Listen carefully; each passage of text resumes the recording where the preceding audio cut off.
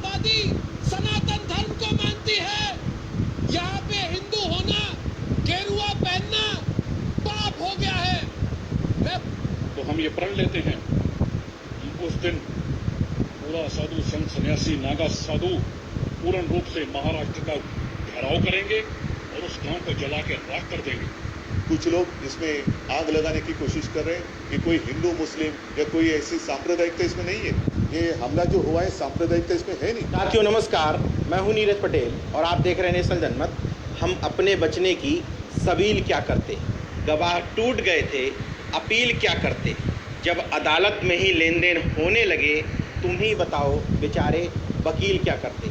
आज ये लाइनें इसलिए बोल रहा हूँ क्योंकि वरिष्ठ वकील प्रशांत भूषण ने सुप्रीम कोर्ट में अर्णव गोस्वामी मामले पर टिप्पणी करते हुए कहा, जिस सुप्रीम कोर्ट के पास प्रवासी मजदूरों की अपील सुनने के लिए एक हफ्ते तक समय नहीं है, वो ही सुप्रीम कोर्ट के जजेज अर्णव गोस्वामी के मामले को याचिका दायर होती है, अगले दिन सुबह 8:07 पर उसको सुनवाई के लिए लगा देते हैं। न सिर्फ सुनवाई करते हैं बल्कि देश भर में तकरीबन 24 से ज़्यादा FIR दर्ज होने के बाद भी सभी FIRs पर रोक लगा देते हैं। न सिर्फ 3 हफ्ते की अंतरिम जमानत दी जाती है बल्कि इन 3 हफ्तों में ये भी सलाह दी जाती है कि आप अग्रिम जमानत के लिए अप्लाई कर सकते हैं। इन 3 सप्ताह तक अर्णव गोस्वामी पर किसी भी तरह की कार्रवाई पर रोक भी लगा दी जाती है।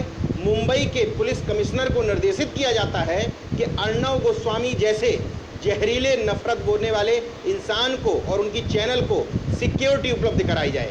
इसलिए मन ये कहने पर विवश हुआ कि आखिर आप इंसाफ के लिए जाएंगे कहाँ।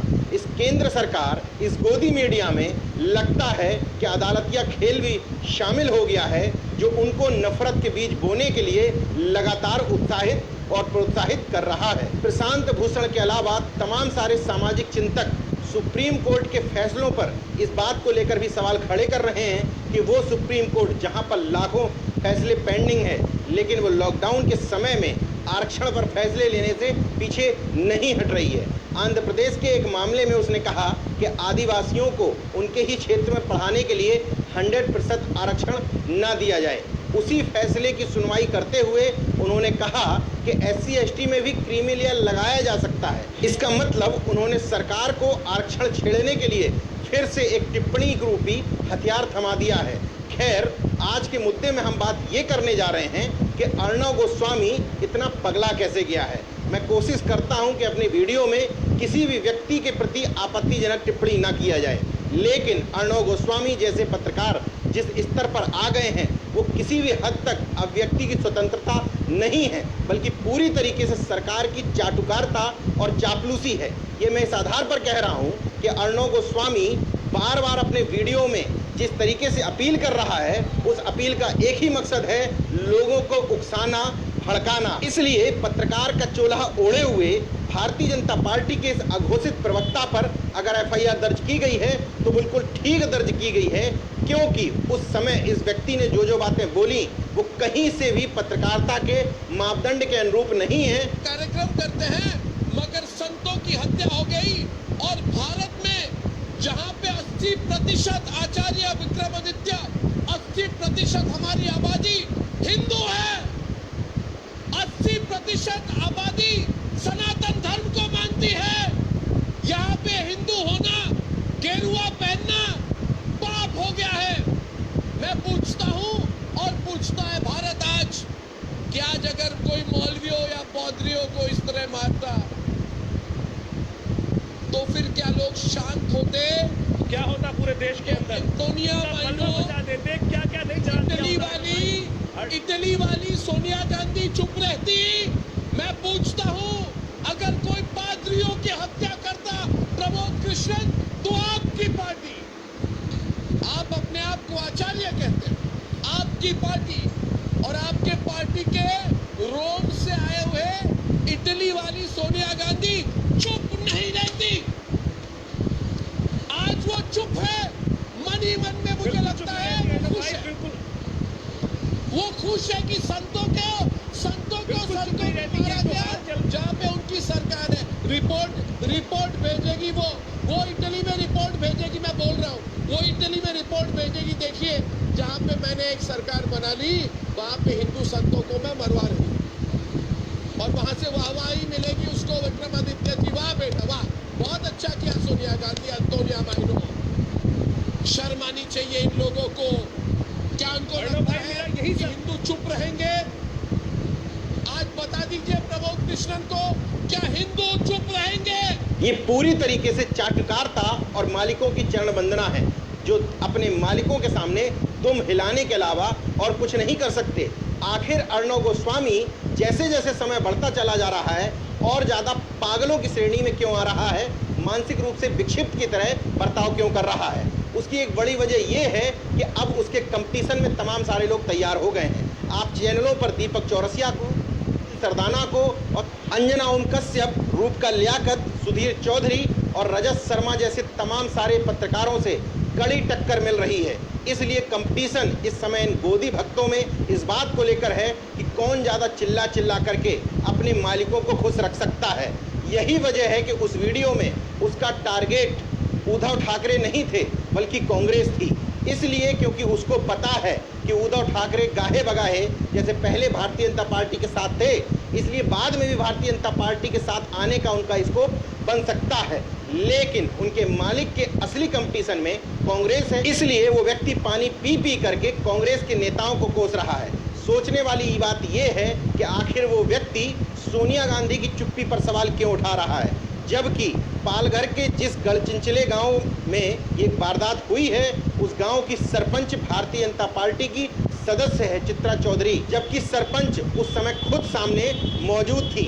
जिन 101 लोगों को गिरफ्तार किया गया है, महाराष्ट्र के गृह मंत्री ने जो सूची जारी की है उसमें तमाम सारे बीजेपी के कार्यकर्ता हैं, एक भी व्यक्ति मुस्लिम नहीं है। फिर आखिर ये अर्णव गोस्वामी चिल्ला चिल्ला करके इस मामले को सांप्रदायिक रंग देने की कोशिश क्यों कर रहा है। उस पालघर जिला परिषद के सदस्य काशीनाथ चौधरी एनसीपी के सदस्य हैं। ये चाटुकार अर्णव गोस्वामी आपको मेन मुद्दे पर बात करने ही नहीं देगा कि देश में भारतीय जनता पार्टी की सरकार बनने के बाद लगातार मॉब लिंचिंग की संख्याएं बढ़ी क्यों हैं। अगर इस तरह के चाटुकार पत्रकार पहले ही मॉब लिंचिंग पर सरकार पर सवाल खड़े करते, मॉब लिंचिंग को लेकर के सख्त कानून बन जाते और अफवाह फैलाने वालों पर समय रहते कार्रवाई होती, तो ये भी संभव था कि जिन दो साधुओं को हिंदू हिंदू कह करके आप हल्ला मचा रहे हैं, भौंक रहे हैं, उस साधुओं की जान नहीं गई होती। इसलिए क्योंकि वहाँ की सरपंच खुद बताती है कि मैं मौके पर मौजूद थी, मुझे भी ये जानकारी हुई कि व्हाट्सएप पर कुछ मैसेज सर्कुलेट हो रहे थे जिसमें ये बताया जा रहा था कि कुछ लोग बच्चा चोरी करने के लिए पुलिस के या साधुओं के भेष में भी आ सकते हैं।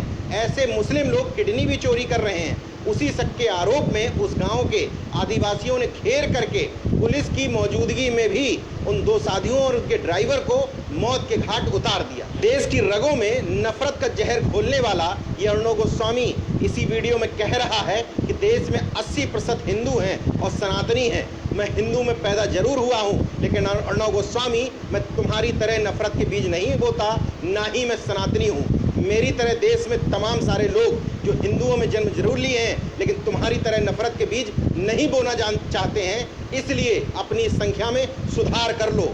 हम लोग तुम्हारी तरह नफरत बोने वाले लोग नहीं हैं।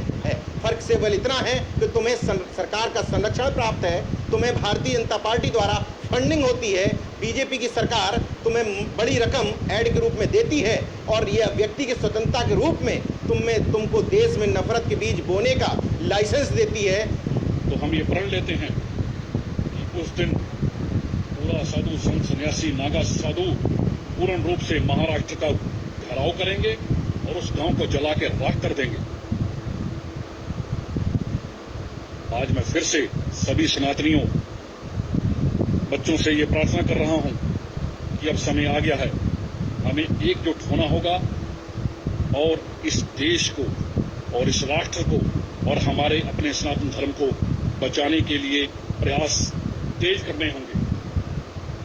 हो जाओ तैयार साथियों, हो जाओ तैयार, सोचने का समय गया, उठो लिखो इतिहास नया, बंसी फेंको और उठा लो हाथों में हथियार, हाथों में हथियार, हो जाओ तैयार साथियों, हो जाओ तैयार। जय माता दी। हाथ में हथियार लेकर के लोगों को हिंसा में उकसाने वाला ये अपराधी ये भी धमकी दे रहा है कि लॉकडाउन के बाद हम उस पूरे गांव को जला देंगे, लेकिन इस अपराधी की अभी तक गिरफ्तारी नहीं हुई है। ये अर्णव गोस्वामी भी बच जाएगा, इसलिए क्योंकि सारा खेल सरकार की सरपरस्ती में खेला जा रहा है, जिसमें अघोषित और अप्रत्यक्ष तौर पर अदालतें भी अपने हिस्से की जिम्मेदारी निभा रही हैं। भारतीय जनता पार्टी के राज्यसभा सांसद राजीव चंद्रशेखर के पैसे से चैनल चलाने वाले अर्णव गोस्वामी और तमाम सारे नफरतवादियों से मैं पूछना चाहता हूं कि आखिर जिन लोगों को तुम हिंदू बताते हो, जिस जनसंख्या का वो लोग कब कब हिंदू हैं, केवल वोट डालने के लिए, बीजेपी को सत्ता में पहुंचाने के लिए और तुम्हारे जैसे नफरतवादियों की नफरत फैलाने के लिए हिंदू हैं। बाकी समय में जब लाभ देना होता है आरक्षण का, जब हिस्सेदारी की बात आती है, नौकरियों की बात आती है, शासन में और सरकार में उन लोगों के प्रतिनिधित्व की बात आती है, तब वो अपनी जातियों में बढ़ जाते हैं। जब दलितों पर हिंसा की बात आती है, जब दलित उत्पीड़न की बात आती है, तब वो हिंदू नहीं रह जाते हैं। लेकिन जब तुम्हें अपनी नफरत के बीज बोने के लिए उनको मुस्लिम के खिलाफ लड़वाना होता है, तब तुम हिंदू हिंदू का शोर करते हो। इसलिए 80% का जो आंकड़ा तुमने बताया था अर्णव गोस्वामी, उसमें मेरे जैसे तमाम सारे लोगों को लिस्ट में हटा लो। अब मैं कुछ सवाल तुमसे करता हूँ। 20 अप्रैल को अलीगढ़ में धोबी समाज के लवकुश नामक एक व्यक्ति की मौत इसलिए हो जाती है क्योंकि वो सब्जी बेच रहा था। पुलिस ने उसको इतना पीटा कि उसकी रीढ़ की हड्डी टूट गई और जलालपुर के चौकी इंचार्ज राम वकील और सिपाही ब्रजनंदन पर आरोप लगे, लेकिन 22 अप्रैल को उसकी मौत हो जाती है। अभी तक इन दोनों पर कोई कार्रवाई नहीं की गई।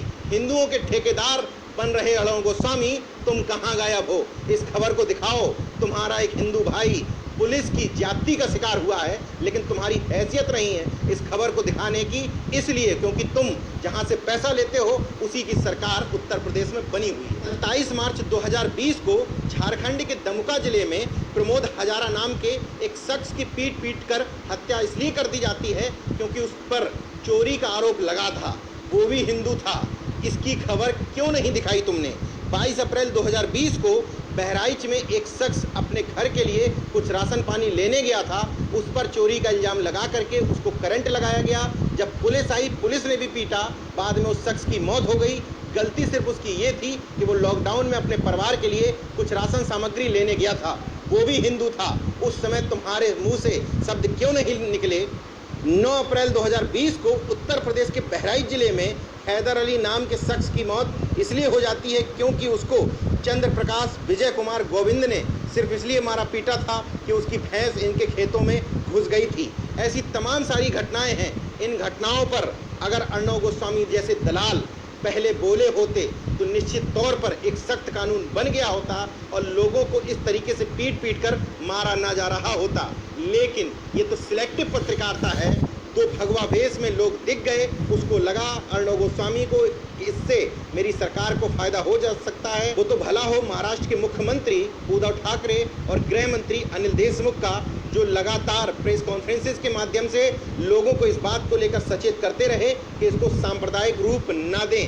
इस घटना का मुसलमानों से कोई लेना देना नहीं है। फिर भी चूंकि भगवा रंग आ रहा था तो इस तरीके के तमाम सारे चाटुकार पत्रकार लग गए इसको सांप्रदायिक रंग देने में। किसी भी तरीके से उनकी सरकार को किसी भी तरीके से लाभ तो मिले, विपक्ष से सवाल पूछना किसी भी कीमत पर गलत नहीं है, लेकिन जिस ढंग से उस दिन पत्रकारिता की अर्णव गोस्वामी ने, वो पत्रकारिता नहीं, उसकी नीचता और उसकी मानसिकता को दिखाता और दर्शाता है। नेशनल जनमत अपने दर्शकों से माफ़ी चाहता है क्योंकि आज से पहले हमने किसी वीडियो में गैर संवैधानिक शब्दों का इस्तेमाल नहीं किया है, लेकिन इस शख्स को देखने के बाद ये जो शब्द मैंने बोले हैं वो भी बहुत कम पड़ रहे हैं। इसी तरह के लोग देश में नफरत के बीज बोने के लिए और देश को गृह युद्ध की स्थिति में ले जाने के लिए जिम्मेदार हैं।